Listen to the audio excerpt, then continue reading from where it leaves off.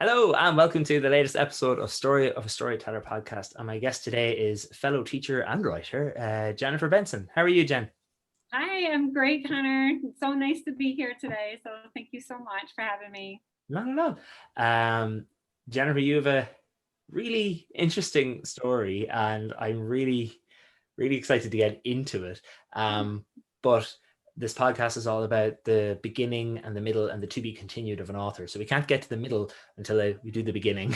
Yeah, So can you tell me a little bit about where you were born and what growing up was like for you? sure. I'd love to. I was born in Cooperstown, New York. So central New York area. I don't know if I want to give the year, but it was back in I can tell you, 1970. And I grew up on a dairy farm, with my parents. And we had a very tiny farm, but my mom was able to do a lot of different writing and different type of reading activities with me growing up with my sister. So she had flexibility in her schedule being a farm wife to kind of, nurture my sister and I by reading to us and writing with us. And she'd take us on trips to the library, local library every so often, and get books as well. So my mom was pretty good that way when we were growing up. And then at other times we'd go out in the tractor with her. So, but we had a good balance there on the farm. So she made sure of that. Yeah. That's really good. And can you remember any books like going to the library that, because same my parents, I grew up on a farm as well. And Oh, my parents, my mum particularly used to bring us to the library, but our local library was inside the secondary school. So I have this really clear memory of walking down this big long dark corridor to get to the library. oh, Did you have any like particular books you remember getting from the library and getting really excited about, or? oh yeah. Like with the picture books, I had a lot of those when I was really little. But then, as you get older, your focus gets a little bit more narrow. So probably around the age of starting around 8, maybe 9, 10, I started getting into the Nancy Drew and the Little House on the Prairie series. So I was really big into the series, especially about little girls or teenage, young women or whatever. So I think those two are the ones that really stand out for me. Yeah, Yeah. yeah, and those books are still going strong. I'm currently sorting our entire school's library, and I'm coming across Nancy Drew and Little House on the Prairie and putting them up on that shelf because they're still good. Oh, I love them. I read them still today. It just brings back so many warm memories, and yeah, they're excellent. So I know those are the ones that really stand out for me. Yeah, Yeah. yeah, yeah. Well, that's brilliant. And was it just you and your sister growing up, or do you have any other siblings? Yeah. It was just the two of us, and she's a little bit younger, but she also loved going to the library. And then think about it, my mom always sat down and did these activities with us. So we kind of got sensed there was an importance with creativity. She would sit down and draw with us. She would sit down and finger paint with us. She would sit Oh, down and have one on each of, one on one side, one on the other, and read to us and read before bed. And we had those structures and those different routines in place, so we knew that they were pretty important, and just how we spent time together. And so yeah, it was yeah. good.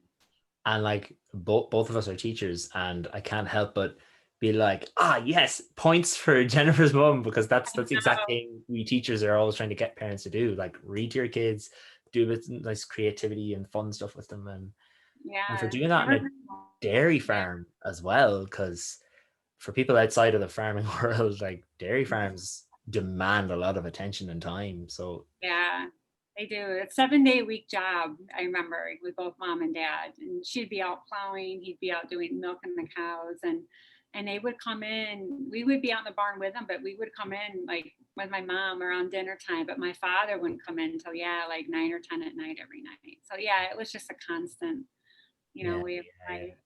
it's a Yeah, it's a very hectic life. it A is. very rewarding one too, so that's okay. Yeah. And so what was school like then for you, considering we're talking about being teachers and stuff? Like did you love school as a kid, or did you find anything tricky, or did you just love it? I don't know. It's funny. I like school a lot, but I had a really tough time with school. And I don't know why that was. I don't know if I was distracted when I was younger, but maybe I didn't apply myself, and I didn't get really good with school, I guess you could say, or do well academically until probably even my high school years. I had a couple. I don't know. I don't know if my parents really pushed it that much. They were pretty open. I know they wanted us to get good grades, but that push didn't really come until probably middle school, high school. And I had a couple tough teachers. I think almost every year it seemed like between first grade and maybe fifth grade or sixth grade, I had these older teachers that are about ready to retire. And Yeah. I think they came down pretty hard on me, and I think I remember one in particular that really scared me. So I think a lot of the writing enthusiasm that I had, a lot of that creativity kind of went away for a while. And then it came back again, probably around middle school when I had a fabulous English teacher. And then I think she brought it all to life again for me. And I had her for throughout middle school and a little bit in high school as well. So I Oh, think it was just the magic of that one teacher, because I remember, in grade school, I'd be called lazy, the old fashioned methods of trying to motivate. And I think that's how they were taught, and I understand that. It was just different back then on how they try to get kids to do better, and I'm pretty sensitive, so I probably closed up more, and then in middle school and high school, like I said, that one teacher really brought it back out of me again, shows how important like just one difference in teaching style, because you had the older styles given out to you and calling you lazy and stuff, and that wasn't working for you. So if there wasn't that No. teacher who had a different style of teaching, if that didn't happen, you may never have written a book. Exactly. And she is actually still in my life today. Ah, brilliant. I know. She actually published a few books. We stayed in touch all throughout the years, even when I was overseas. And she just saw something in me, I guess. I don't know, but we always stayed in touch. She published 3 books, and I believe, she's working on poetry now. But I actually hired her to do the content editing of my book. Oh wow, okay. That's brilliant. Yeah, so she's right there. Yeah, I just love her. But yeah, So she's I been owe a there from the lot beginning. for her. Yeah, that's that. She's been there from the beginning, really. She brought in your love of literature and English and reading and all that, and right through to editing your book. Like Yeah, that's I mean, she's just been there like second mom, and I just owe her so much. I really do. Like, thank God for her, So that's yeah, brilliant. That's brilliant. yeah. So one thing I found very interesting about, I was reading through your website. I really go to town on researching for these interviews, Oh, good. and this concept of the inner ding um, comes up a lot, and it made a big change. You listened to your inner ding, and we'll talk about what that is in a second. And in 2001, you made a big change in your life. But before you tell us about the change, can you tell us what was life like in 2001 before you made that change? Yeah, I'll definitely tell you. I was, where I was teaching, I had gotten my tenure, my 3 years in at one of the poverty schools I was talking to you about previously. And then I moved into a wealthier district, and it came with a little bit more of a pressure, a lot more stress, and I actually kind of missed the other school that I was at, the one that was a little bit more, what's the word I want to say? Disadvantaged. Yeah, disadvantaged. Yeah, that was a good way to say it. But at the same time, I was also in a long distance relationship with somebody that I met out of college, and we were going into, I think, our 10th year, and we were living long distance, and it just couldn't make it work. And I just think, at that time, I felt very stagnant. Like, something didn't feel right in my life. I'm like, and I didn't feel fulfilled. And I don't want to say something was really wrong, but at the same time, I really questioned where I was headed. And then that inner ding voice, kind of started kicking in, to tell me that, whoa, all right, you got to look here a little bit. We got to do a little bit of reflecting. Something's not right. And it kept going and going and going, day after day after day. Yeah. Mm. So what is the inner ding then? Like that's I know because I've read through, but I'd love to hear you speak about it. Like what do you qualify as the inner ding?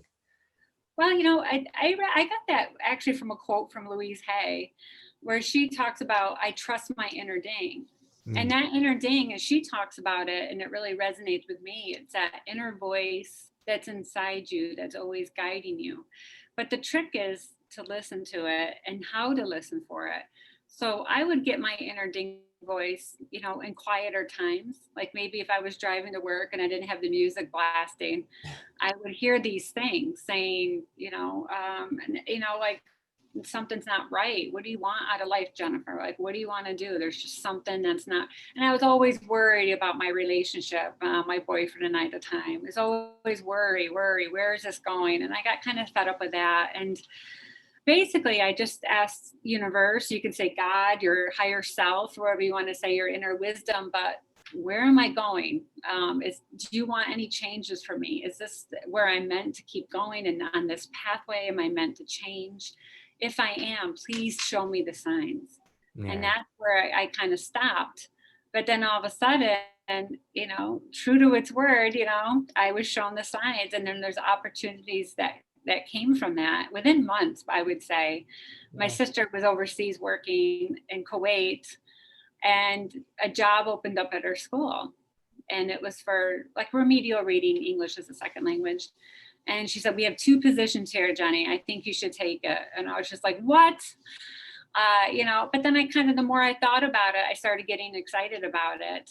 And, she had sent home postcards of places that she was going. And like I said, for the first time, I started getting excited about life again.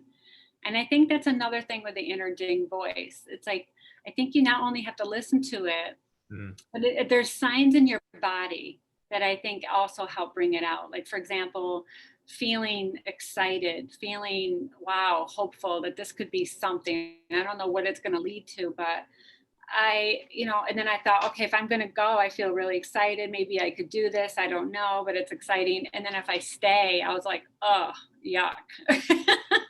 So it felt more freeing, and it felt better and more joyful to actually think of going than it did to stay behind. I think it came down to that. And then I got some more signs. My school gave me a year leave, and everything seemed to fall into place. And I was shocked because I wasn't even tenured. I'd only been there for a couple of years. And here I am, my inner voice kicked in, said, why don't you go ask the school for a year leave? And then you wouldn't have to give up your job, and then you'll feel more safe and secure to go overseas for a year and just try it. And I did. Yeah. And I got it. And I'm like, oh my gosh. So there's another lesson. Ask for what you want in life, right? Yeah. I think that's a really important thing in general, because a lot of people, they have not so much the fear of rejection, but the fear of being given out to when they ask for something. Have you ever heard of the artist? She's a singer, Amanda Palmer. I haven't. No, she has an excellent TED Talk and a book called The Art of Asking. Okay, now that I've heard, I have heard The Art of Asking, actually, but I didn't I didn't know her name. Yeah. And she kind of goes along the same road, like that. I mean, asking, as long as you do it politely and not do it in a way that sounds like you're demanding. But asking, you're never going to get punished for asking. Like, if the answer is no, it's not the end of the world, and you're not going to get a yes if you don't ask. Right. No, and it seems like you took that step by asking for the time off of school, because it sounds like that was the one. Like, was that the one thing that stopped you moving? The fear of losing a job or not having that safety net? I think it was, you grow up in a house where, my father was always the glass is half empty kind of guy. And you're always worried about his daughters and our security, and you're going to college. You're just plan on getting divorced someday. You're going to have to go to college and take care of yourself. So you always have that feeling of insecurity. I didn't want to be without a job, and just to go take off. And I did have that really good job. That paid a lot better than my other one. And I felt like, okay, I just got this job. I'm not ready to lose it completely yet. But at the same time, I don't know what made me go into that office and ask my principal. But I know, of course, and then it had to get accepted by the Board of Education. They had the final say. But I don't know if I would have gone overseas if I didn't get that okay. So everything really worked out. It was just another one of those signs. Like, I knew I had to go in there and ask her. And it was always very hard for me in life to ask for what I wanted. very, very hard. And I'm still working on that. So, you try, getting away from the people pleaser, and, that life is reciprocal. It's give and take, I'm still learning that. But, yeah, it took a lot of guts for me to go in there. I was shaking in my boots, but I did it. Well, I Yeah. think that's the thing. It's all about, like, the definition of bravery isn't not being afraid, it's doing things despite being afraid. And everyone has a different, I don't want to say breaking point, but everyone has a different point of what's intimidating, what's scary. Um, did you find going in and asking for, here we call it a career break, did you find that scarier than moving day? Um, no, I think, well, maybe because I knew what was at stake with with asking. Mm, Moving, and you mean like moving and packing to get over yeah, there kind of thing? Yeah, that I knew that by that point everything was set in stone. I'm like, okay, this is it. There's no turning back, And I knew that my sister would be over there when I got there. She was going to do a second year over there, so I knew I had missed my sister Melissa when I got there. But you're right. I think that decision initially was the hardest, where you were going to, and I had to also talk it over with my boyfriend. But he actually, by that point, I think after 10 years, I think what he thought was going to be more secondary. yeah, Just because I think I was at my wit's end and I was ready for a change. So I think just with all of that, but I think with when you take that leap in life and you listen to your inner ding, you know that there's going to be some sacrifice, possibly, there's going to be some loss, even though it's the best decision that you'll ever make. And God knows I didn't know where that decision was going to go, and I didn't know how long I was going to be over there. But I knew that I had a feeling there was going to be some loss. And of course, my boyfriend and I did end up breaking up over it. But yeah, I was willing to sacrifice that because of just how long we had gone out, and it wasn't moving, wasn't going anywhere. And I'm like, you know what, for once, I have to focus on myself. I've got to do this. And if I don't do this now, I don't know if I'd ever would, so. yeah. um before we go to talk about your experience in Kuwait and Yeah. elsewhere before you left, I'd like to ask you a little bit more about the inner ding. You said a second ago that it could be your inner wisdom or God or whatever. Like, what is it for you? If that's not too personal a question. Oh, that's okay.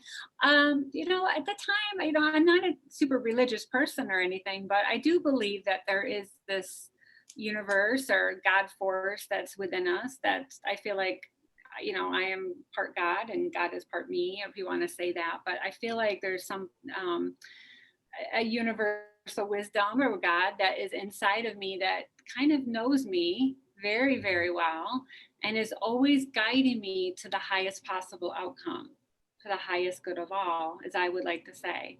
And at the time, I didn't really realize that quite as much. But there was just this push. There's this push that you're getting from your inner wisdom. It keeps pushing you. And I think the universe itself is always evolving, ever expanding, ever, getting better and better. And everything's always happening for the highest. So I think there's just that push, like, you've got to do this. And it bugged me day and night. I'd be going to work and I'd be thinking about whether I should take the opportunity. And it's almost like nagging you. Just it Yeah, starts off as a whisper and it gets louder and louder and louder. And then you ask for the light, the green lights. Okay, if I'm going to do this, I need signs that this is the right choice. And if it's not the right choice, please stop me.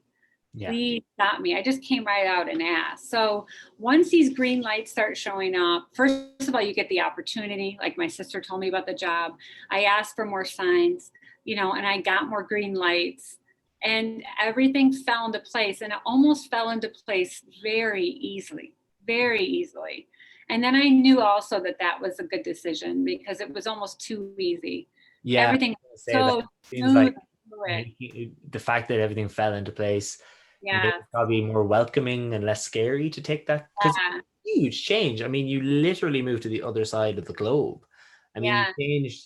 you changed from the northern hemisphere to the southern hemisphere. You changed from the eastern to the western, or the western to the eastern. So it was a huge change.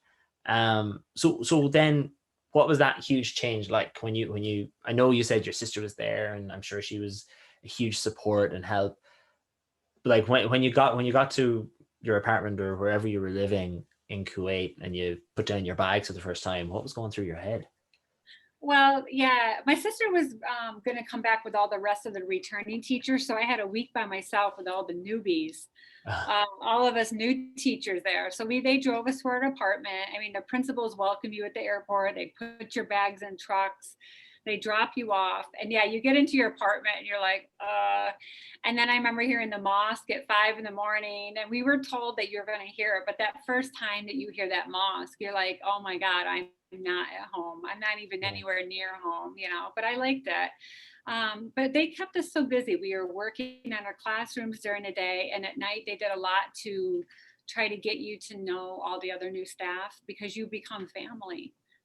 Those people become your family because you're away from home. So we went out to dinners together. We went on trips to IKEA together. We went to the golf, yeah, just to get our apartments. They provide everything, but there's always a couple things you need. So, and then we went to trips to the golf to go to the beach on the weekend. So we're just constantly, and they keep you so busy. It's almost like you forget that you are in another country. It's the strangest thing. It doesn't hit you until probably weeks later, and you're like, oh my gosh, And yeah. the other teachers you were with, were they mostly American like yourself, or were they from all over? Yeah, this was an American like an international school in Kuwait, so they were mainly American and Canadian. It's they have these job fairs in America and Canada, so that's where the principals go, and the superintendent, they go to these job fairs and they pick up teachers that are mainly American, Canadian. We had a couple from different, like from Britain and maybe Australia, but not many. Yeah. That probably made it less, like the chance of getting homesick in that first year was probably lessened by that, I'd imagine. You're not. Yeah, and it was good for my sister to be here, and there's teachers there, and you just got to make your own fun.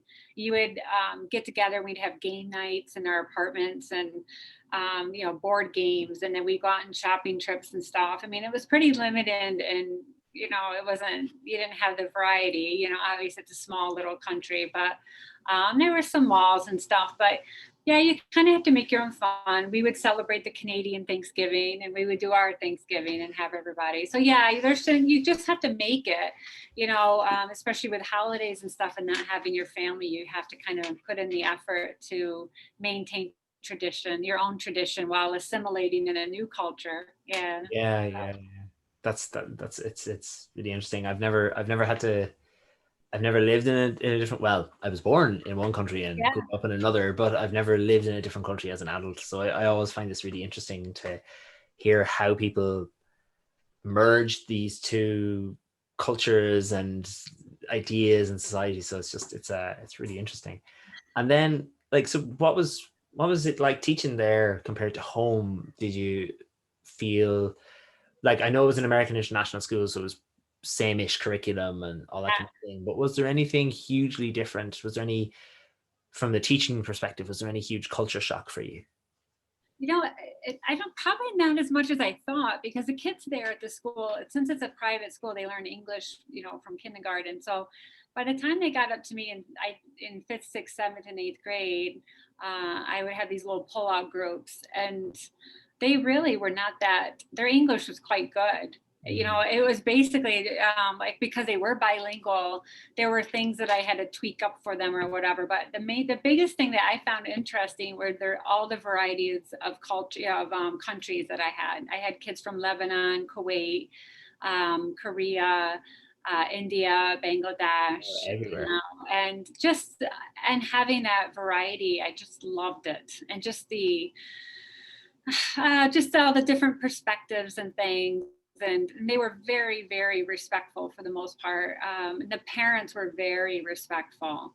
I love that. They were so appreciative of you, and they treated you quite well. I have to say that. Yeah, and the kids were great. We had Halloween. They celebrated a lot of our cultural things, probably because it was an American international school, but we would have all these big Halloween parties, and the kids would have their drivers go and fetch them a bunch of food and bring it in. And oh my gosh, we had a blast. Yeah.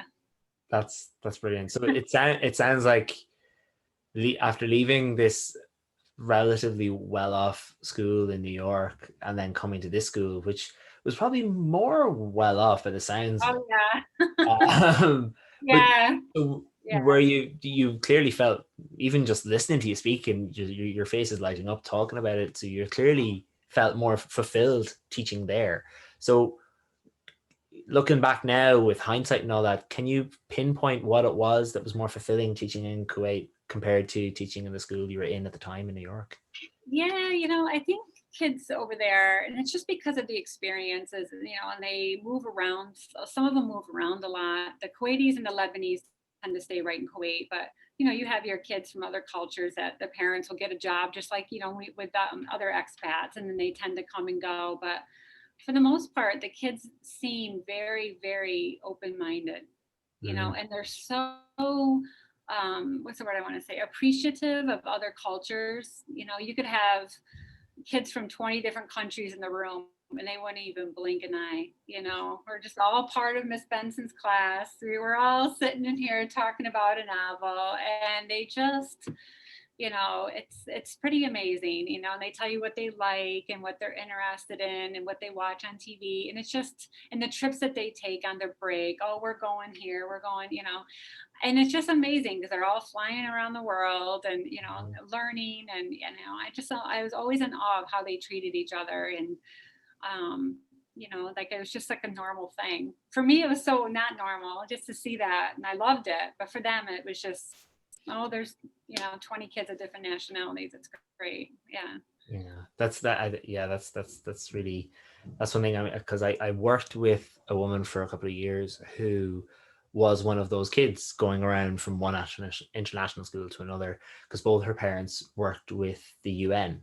Yeah. So as a result, she was moved around a lot. And I remember she said to me, because I was asking about this, because I mean, I moved around a lot from school to school growing up, but it was all within Ireland, and it was all within two different small counties beside each other. So it wasn't a Yeah. huge deal. But like one school can be drastically different to the other. But she said there was something about her relationship with all the other kids in these international schools was they all had that common experience of moving around a lot, and of, oh well, I'm in another country and I have to learn another currency and I have to learn another kind Yeah. of small basic customs, like when you're going in and out of shops, do you say hi and thank you or not, and all Yeah. this. So I suppose they all had that commonality, Yeah. which makes them bind together, I guess. Yeah, they have to be quite resilient. They have to Very. develop that resiliency, and it's not the easiest thing in the world. And now that I'm back home again, and I get those kids from coming from other countries, and I tell them, I know exactly how you're feeling,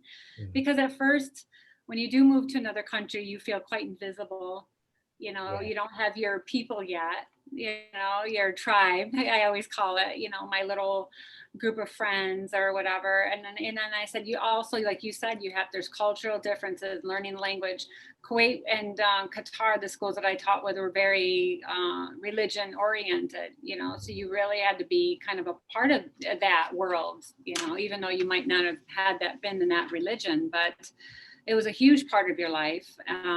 But yeah, just, and then going through the red tape, and they would always talk about how their parents have to, figure out how to go and get their driver's license, how to go, where do you go to get the best, groceries? Where do you go to, get your residency papers? And luckily for us at the, teachers, we always had somebody called a mandub, and he would be the school liaison between the school and the Kuwaiti government. So he would take Oh, them okay. around and do all that. But a lot of people didn't have that. So they're on their own trying to figure things out. But I always knew how they felt, and especially, like I said, the kids here, I know what that's like. Yeah, yeah. And for those listening again outside the teaching world, that's actually still kind of the norm for teachers, that international schools, it's a big thing here in Ireland at the minute. Before we were recording, I was explaining to Jennifer that teachers teachers in Ireland who qualified after 2011 are paid at a much lesser rate than teachers who qualified before. And as a result, we have a teacher shortage, because what all the post 2011 graduates do is they get a job for 2, 3, 4 years in extremely well-paying schools in like Abu Dhabi and Saudi Arabia and the UAE and all these places. So there's a lot of Irish teachers go over there, but now they're crying out for teachers so much. What's actually happening is you're paid and they have an apartment for you and they pay your flights and they pay for everything once you get over there. Like it's so it Yeah. seems like that's always been the norm, that these countries need these teachers from other countries because they don't seem to have their own for whatever Well, reason. yeah, they're not taught. I think, yeah, like I know in those countries that there were the Kuwaitis and the Qataris did not, and just from my own personal insight, they did not go to college to do that. And a lot of them were the wives of husbands who had, $1 million businesses and Yeah. stuff, where they would tend to be at home more. And it was just, and some of them worked, had jobs, but and I never saw it as teaching, more or less. And there were some Lebanese families where the mother was teaching, and that when they were at the school. But yeah, I think it just wasn't, they just weren't into those teaching professions, by within the country. So they would hire people to come in and teach the kids. Yeah. And you had to have a couple years experience, and you had to have your credentials. So depending on the school that you're at, and but I know Qatar paid a lot more than Kuwait. When I went down there, my salary almost doubled. But like you Wow. said, they pay for everything, and it makes it very attractive. Yeah. And I didn't stay for 13 years. And then there was a point where I'm like, all right, that's it. Yeah, Before that's a different story. before before we get to your return journey, I want to talk about another journey you did in between, which was in. Could you tell us where you were December 26th, 2004? Because Yeah, I'll give you a little backstory to that. My sister left Kuwait my second year, and a guy took her place to teach French, and that was a guy that I would be dating eventually and marry. So David and I were on the beach in Thailand in Raleigh, which is off from Krabi, one of the provinces. And we were on the beach one morning, and on December 26th. And the day before, we had been out kayaking, actually a few days prior. That's what you do. You go there, you get up, have breakfast, and you go out and kayak. But that particular morning of the tsunami, David and I are early risers. So we always got up at 6 or 7, even on vacation. That day of the tsunami, we got up, and I looked at the clock, and it was almost, I think it was after 8. And we're like, oh my gosh, we better get going because it gets hot, and you don't want to be out there. So we hurried up and got our stuff, went down, had breakfast. David walked over to the dive shop, and I was kind of people watching. And then the waves, all of a sudden, the waves got sucked way out. And they started forming this like turbulent wall of water. And people started standing up, and they were wondering what it was. They walked all the way out there. All the boats that were in the water were stranded. They were in the sand.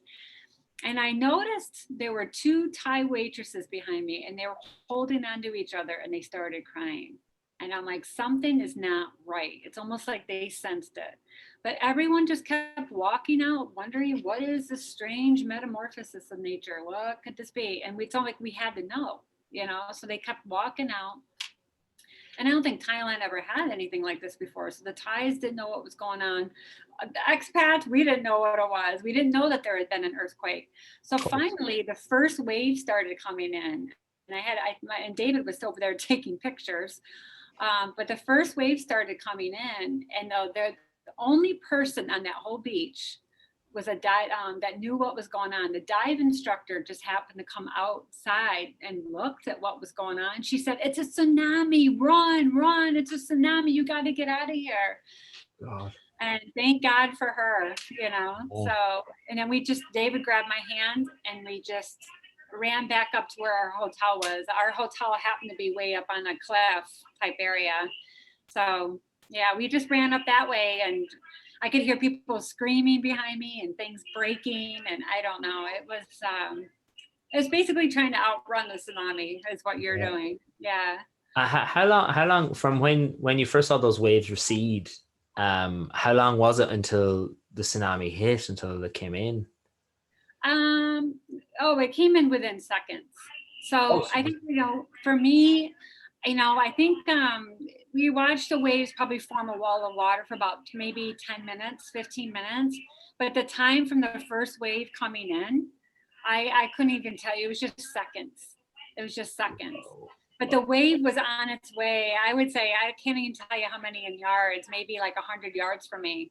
Okay. And luckily we were running uphill. So I think that kind of helped out with the, where the water was going, because I've seen videos of it where it just went whoosh right across the whole island, Yeah. like within seconds. But I think the fact that we had a little bit of a head start and we were running uphill, I think that, and then when I heard people like crying and things breaking and screaming, I remember telling David, go on without me. I can't do this. It's almost like you're in this bad, everybody reacts to fear differently. And I felt like my legs were paralyzed and I couldn't go anymore. And I'm like, I can't do this. I can't do this. And he just grabbed my hand and just, he's like, you're doing this. And so we got up there, but there was a meeting place where everybody was, kind of ran to. So I had pictures of that as well. Our faces were red, we're just standing around in shock. The Thais went and got life preservers on. I think they thought that that there might be second, what do you call that? I'm trying to think of what you call that, where you have another round of tsunami waves. Resurgence or Yeah, something like that. yeah. I have the name in my head and I can't think of it.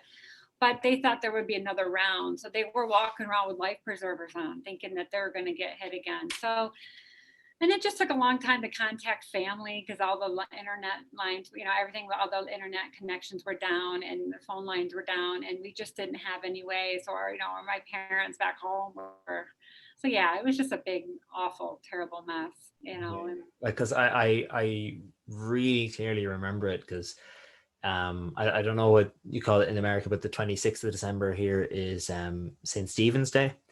okay. Or we get rid of the saint and it's just Stephen's Day. Okay. And like, I just remember, because Stephen's Day is always in a wee bit nicer than Christmas, because there's less of the stress of, come on down, let's open the presents, and then let's go cook the dinner. Like, it's much more chilled.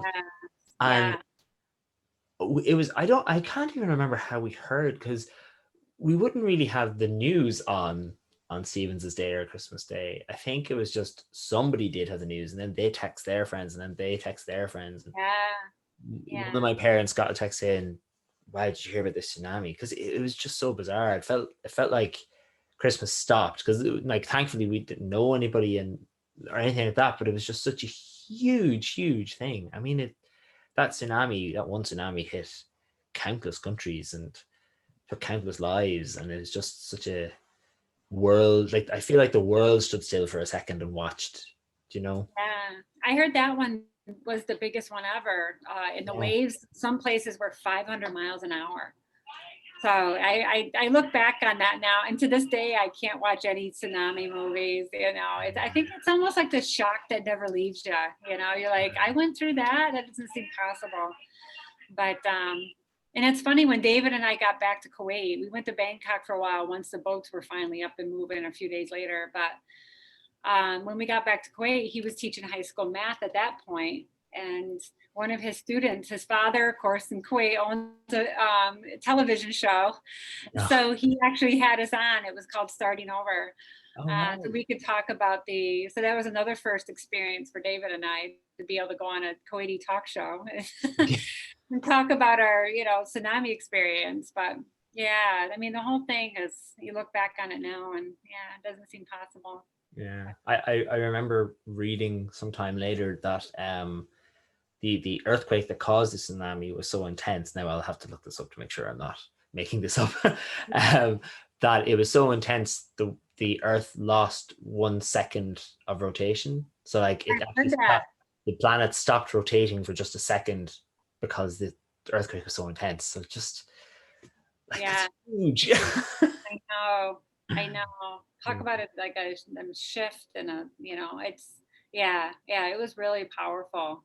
Yeah, yeah. I said, there's a lot of things. Luckily, we slept in. Luckily, there was a dive instructor. I mean, we were extremely lucky that morning. And I think that's why it always bothers me since then, the Yeah. fact that we might not have been that lucky. And I think a lot of the people that lost their lives around Thailand were out on those boat excursions. They take these small boats out and you go to these little islands, for the Mhm. morning or the afternoon. And then the posters that came up afterwards, have you seen? So there might have been like a mom with the kids while the father went diving.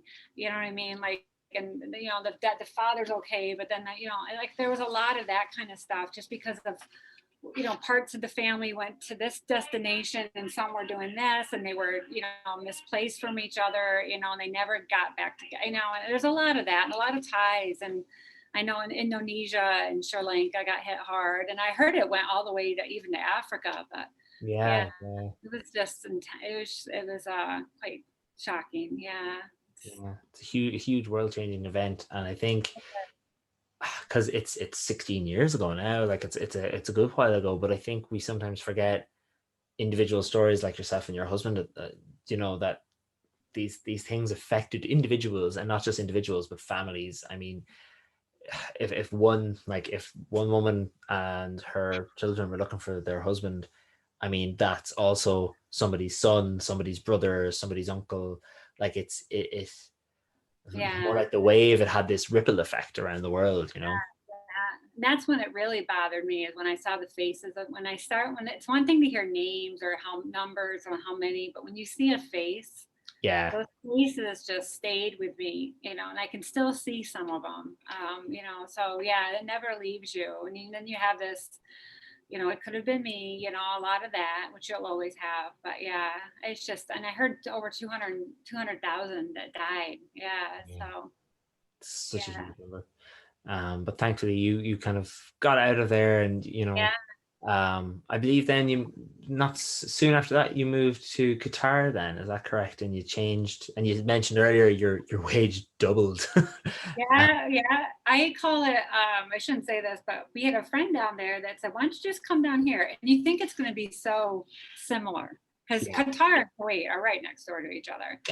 But when we got down there, I was turning 40 that year. And I think, we were in a pretty rough school. The school was I don't want to say too much about it, but I call it a naughty boy school. It was like a boarding school for boys. And I think it was like grades 6 through 12. And, I'd always said in Kuwait, I just want to be paid for my stress, even though at times it was stressful. I think you got to be careful what you wish for.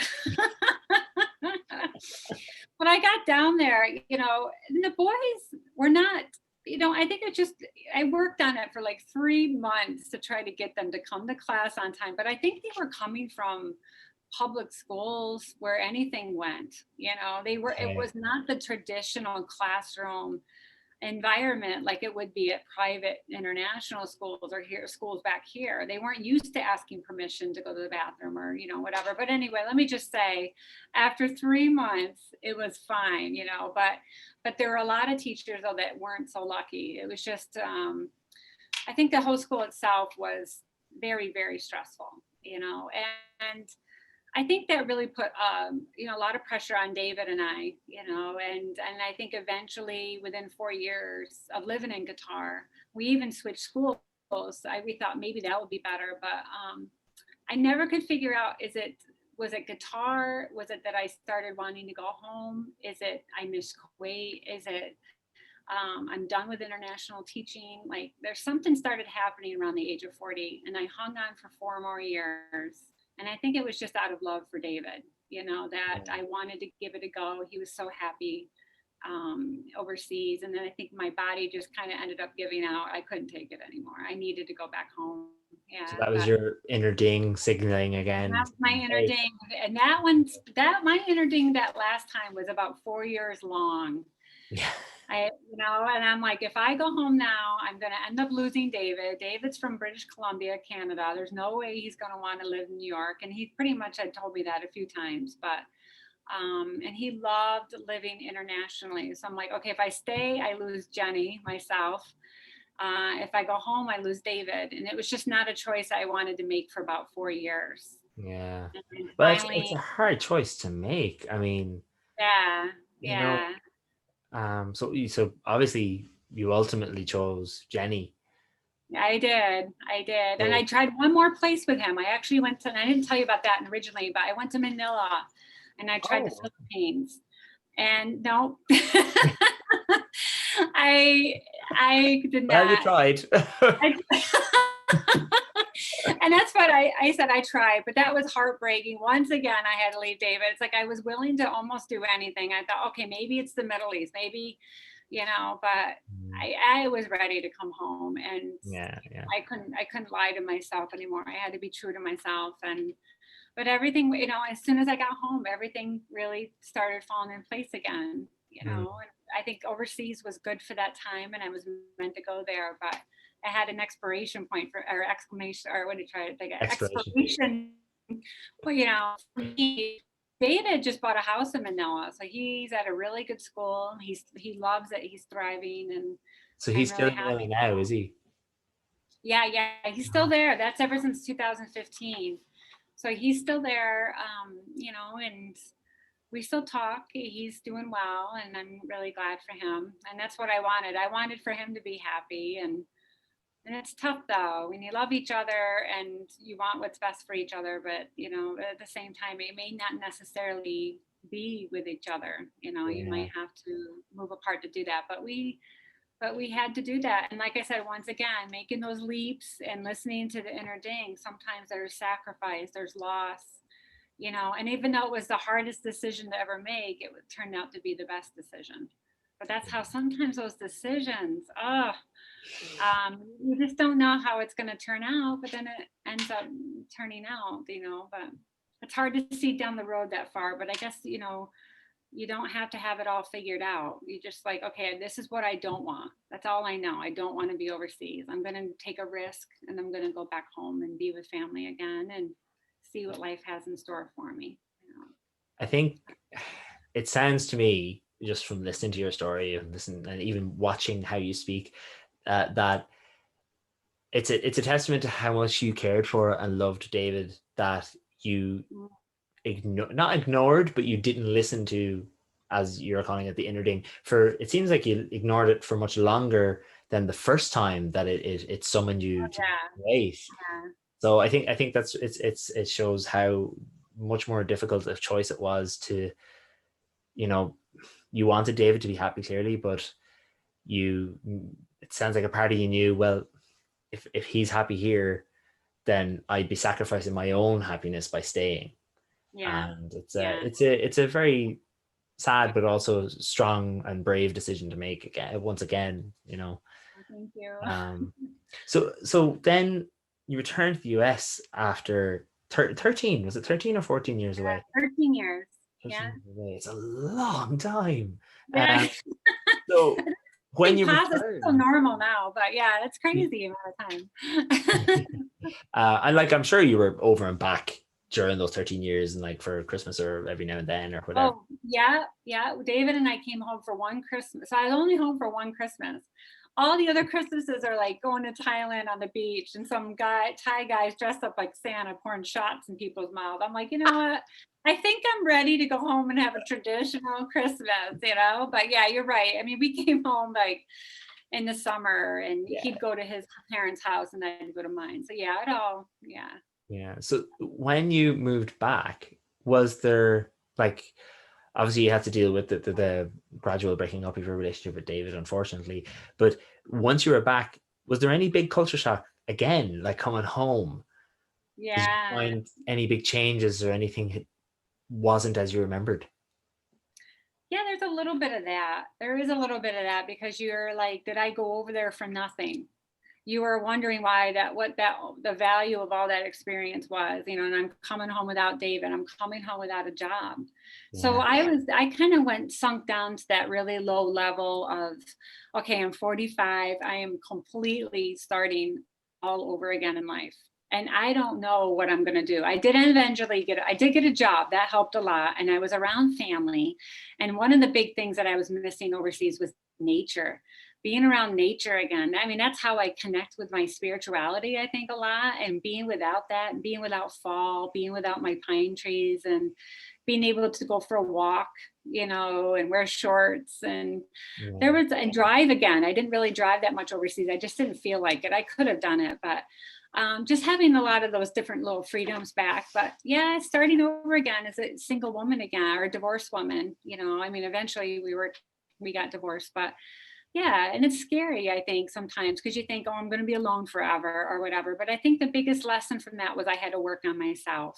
So I Mm, started doing some meditation in the morning, and so a lot of affirmations and everything kind of, being on your own. I was on my own for about 4 years. And I think I really used that time to build up my life again and build up my foundation and love me again, to try to get rid of that guilt yeah. that I felt for leaving David. So I think it just takes a long time, and David and I kind of stayed in touch. We tried to make it work. And then 2019, he wanted a divorce.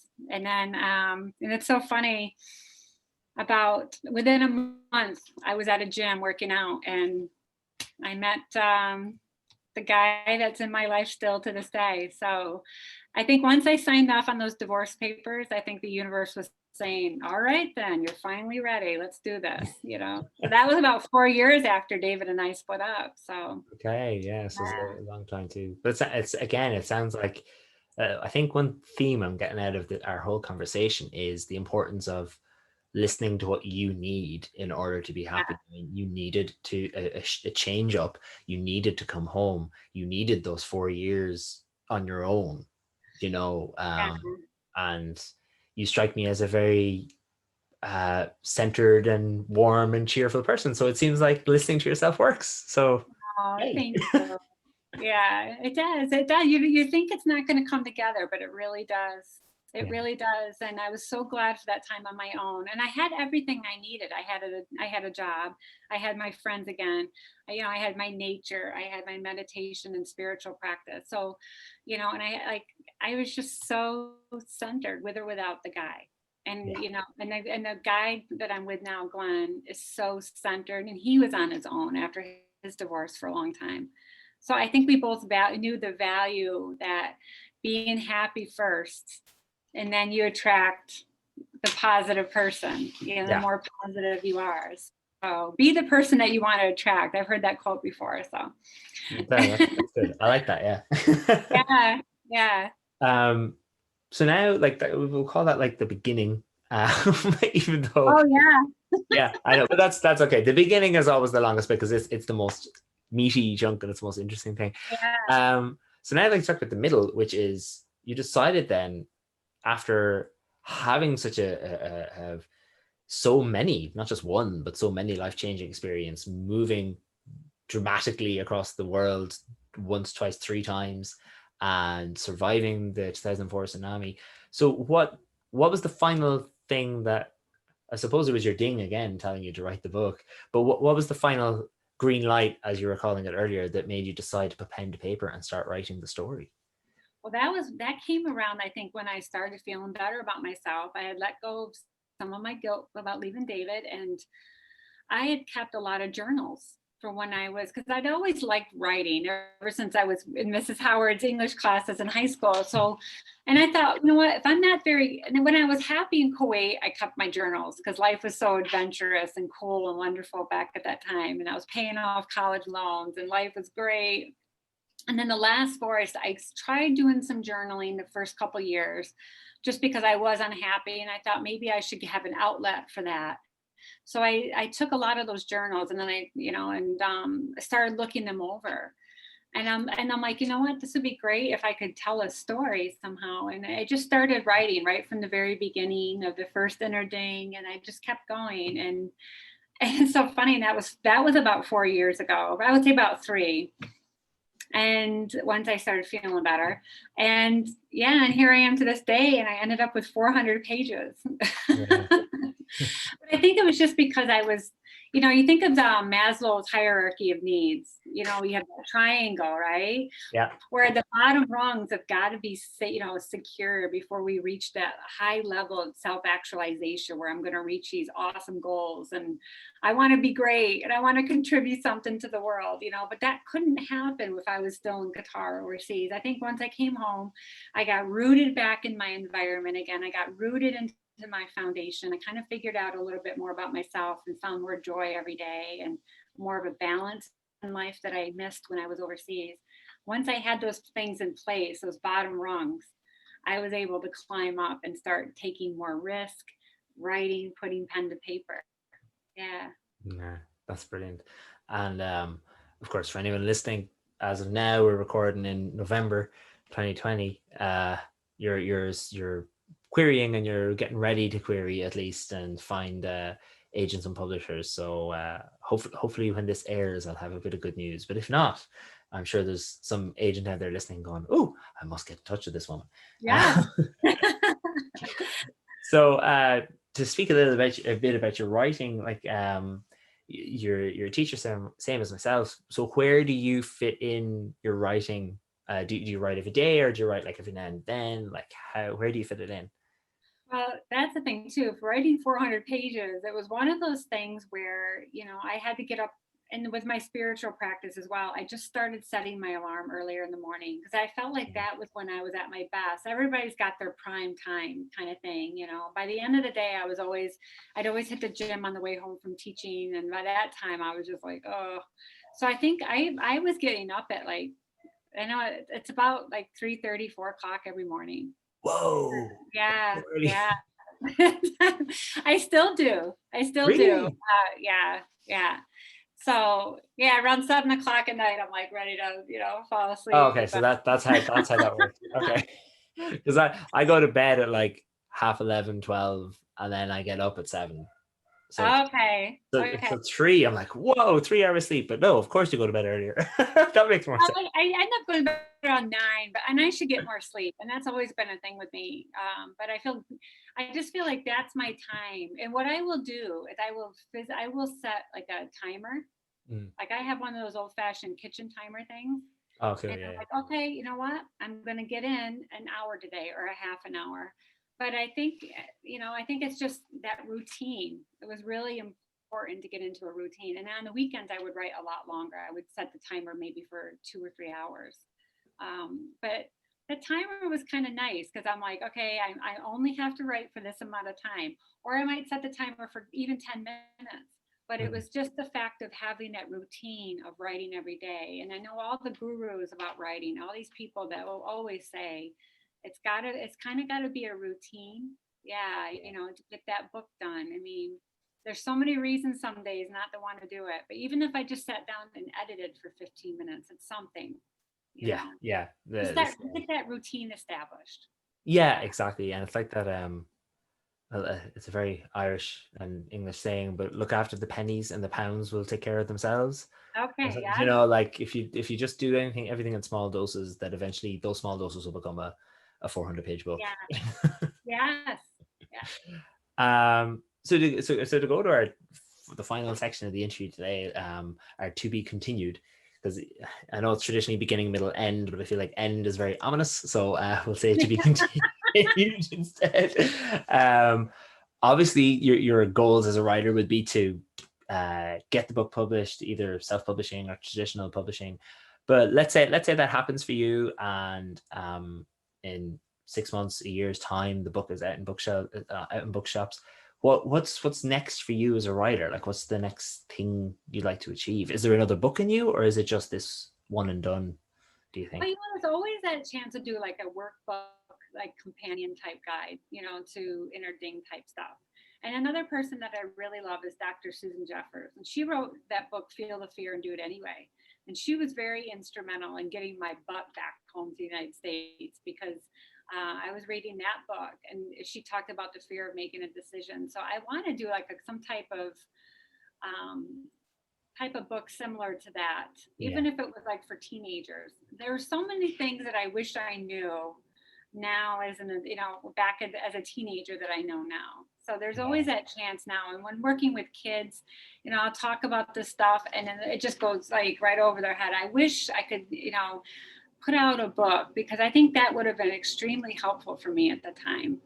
Some more, I think there's got maybe more of these type of things about following your inner ding and thinking bigger, not just thinking about like when I was in school, I thought, okay, I'm going to go to this college, it's an hour away, but think even bigger, and when you get out of college or whether or not you go to college, but think bigger, like out of state or even out of country. There are so many different opportunities out there. And I think sometimes our mind just focuses on what we see and, around us that, and I know the universe had much bigger plans for me, thank goodness, way outside the box than I can ever imagine. But maybe like a teenage type book about following your inner ding and like a workbook type thing, or Yeah, I'm yeah. not quite sure yet. I did write a book already about research skills for kids. So that was more of an academic book that I'm still kind of finishing up as well. So that book's done.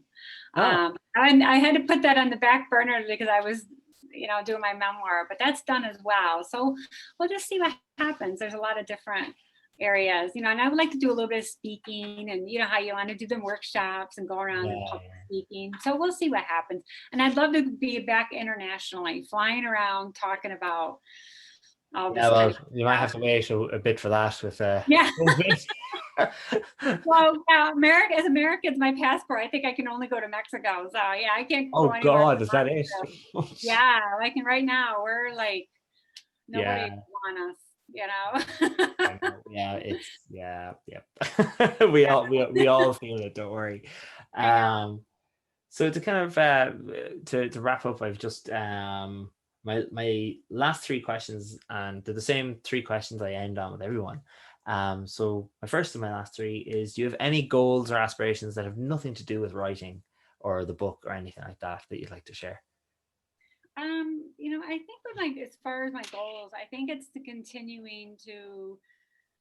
I have something called my squares, where I have these 9 areas of my life. I got that from Dr. Susan Jeffers. So they're each filled with areas that bring me joy and happiness and balance. I think right now, other than working with the book stuff, I think it's focusing on those areas. So that's my friends, that's my family, that's my working out, that's my nature, and keeping my spiritual practice is the biggest thing, and keeping that spiritual practice going. So then once I'm centered and I have that great spiritual practice and I'm feeling good about myself, then I can be that bigger blessing to everyone around my life. So that's a daily thing that will go on forever in my life.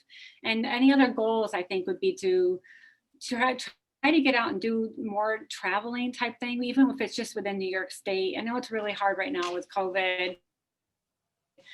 That's really it's like it's a sacrifice we have to make right now, I guess. We haven't been able to do that, but down the road, that's something that I want to do, even if it's just going over to Massachusetts. I love Massachusetts. So I want to keep going with my traveling when and if this gets done, and just working out and enjoying life and staying happy. Those are my big goals right now, other That's than really my good. Staying happy.